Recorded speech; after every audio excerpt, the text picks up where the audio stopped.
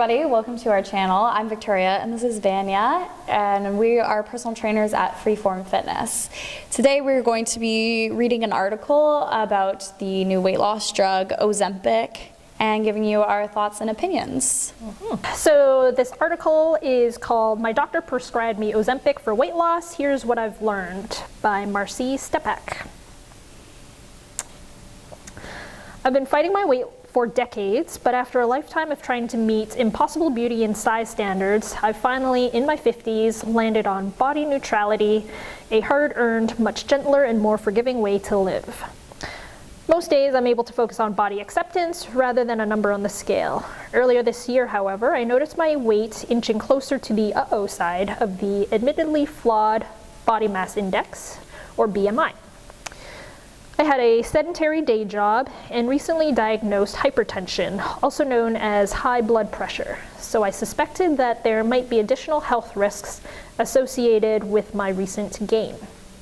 Yeah, so this is fairly common that women around 40s, 50s coming in because they've been battling weight issues their entire lives. And you know, weight loss is tough. Like the concept is simple because all it really is calories in versus calories out. If you want to lose weight, you need to expend more energy than you take in or eat. But yeah, in practice, it's a lot more difficult than it sounds, just because things like family, friends, it's habits. Habits, the overall lifestyle that we lead makes it a lot more difficult to implement. So yeah, working towards accepting where your body is definitely an okay point to get to. Yeah, she mentioned that now that she was having health issues, that's where she figured, okay, this is when I want to get back into trying to lose weight again. Because that's another sort of misconception. Yes, higher weight can be correlated with health issues, but just because you may be a little overweight doesn't necessarily mean you're unhealthy, as long as you're exercising regularly and staying active. Because you can still be thin and not healthy. If you're just a naturally thin person, but you don't exercise and you don't eat well, then you're technically not very healthy.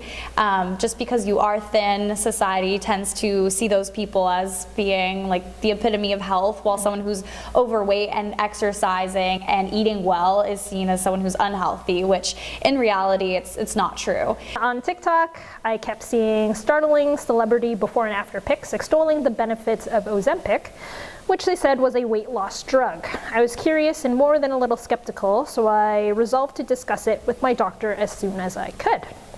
So definitely whenever you see things online that you might be interested in, you want to make sure that you're consulting with your doctor or other health professional and not just kind of like blindly following things. Yeah, it's important to not just take everything you see online as the truth and do your own research, talk to your doctor, figure out what's going to work best for you, especially if you have health conditions. You don't want to put yourself at risk. At my appointment, I told her I felt guilty that I hadn't been able to lose weight using the calories in, calories out method that's been part of the weight loss conversation as far back as I can remember. But my doctor gently reminded me that weight is a complex matter impacted by your environment, your genes, your emotional health, various medical problems, and even lack of sleep. So yeah, definitely also true. People kind of blame themselves for not being able to lose the weight, but again, it's a lot harder than commercials and people selling you miracle weight loss things. Lead you programs, to believe. And which is unfortunate because it ends up making people feel bad about themselves, like they failed, which they shouldn't. And you know, there's also this idea that people who are overweight are just, you know, lazy and not trying hard enough, which is the reason why some of them may have difficulty eating less than what they expend is because hormones that regulate their appetite really get messed up So there's two hormones essentially that regulate our appetite. So leptin tells us that we're full, and ghrelin tells us when we're hungry. Ghrelin is more likely to be elevated in people with obesity, so they just kind of feel hungry all the time. You may feel like your stomach is just a bottomless pit, and no matter what you do, you can never stay full. And it just may be that your hormones are messed up. So taking a drug like this may be an option for someone who does struggle with that. But yeah, definitely don't feel guilty if you can't do it on your own. Yeah, just like other health conditions, you need other resources. You may not just be able to do it on your own. You should never feel guilty for that. She cautioned me that this is not a miracle weight loss drug. Good. She stressed that Ozempic is not a quick fix, but it could support me in my decision to lose 50 pounds. Yes, there's no such thing as miracle quick fixes. Nope. What is Ozempic? So it's fairly invasive. You have to inject the drug in you. It's not like an easy pill that you can take. So originally it was developed for type 2 diabetes because it helps lower blood glucose levels, and it's been prescribed off-label to help people lose weight. It regulates your body's insulin and lowers blood sugar levels, imitating a hormone we produce in our intestines called GLP-1. This satiety hormone, explains Ali Zentner, a Vancouver-based specialist in internal medicine, diabetes, and obesity, is one of many hormones that limits your appetite and signals your stomach to empty more slowly. In my case, almost immediately after injecting my first needle into my inner thigh, all the food chatter that has been clogging my brain for decades just went poof. This just kind of confirms what we said earlier, where, yeah, how this drug helps you lose weight is that it just helps you Eat less. Yeah, I've heard of, people who have taken this drug mention things like when they started taking it, food was basically almost repulsive to them. So they didn't enjoy eating anymore, so they just didn't want to eat. And it's not only about the scale or being thin. There may be people who want Ozempic because of the societal pressure to be thinner, but for many with obesity, it's about improving health, function, and quality of life. For my patients, it's about being able to engage fully in their lives. I have patients kayaking, skiing into their 70s, running after their grandkids. So as a personal trainer, that's kind of what I try and, kind of encourage with my clients the most. Just the fact that with exercising and just moving, trying to maintain a relatively reasonable weight, you are able to kind of like go through life and experience more fun things and enjoy your day-to-day activities a lot more. All right, so who should not take Ozempic? Contrary to rumor mills and what you see on TikTok, Ozempic is not just a celebrity drug or a weight loss magic bullet. It's also not a practical way to kickstart a crash diet. It's a prescription medication used to treat obesity, a chronic disease under the guidance of your doctor. Yeah, I think that's important to note because I've also heard celebrities saying that their doctors will prescribe them Ozempic to lose 5 pounds, like before a red carpet or something, which it's not a drug that you just want to willy-nilly take. It's a serious medication that to help people with a chronic disease. And like all chronic diseases that are managed by medication, once you're on that medication, it's expected that you have to take it for the rest of your life, right? So same with Ozempic, but with obesity, they'll probably have to take it for the rest of their life in order to maintain that weight loss. She also warns against casual on-again, off-again use of Ozempic. We've seen this with every other weight loss medication in the history of obesity medicine. When you stop the medication, the weight comes back on.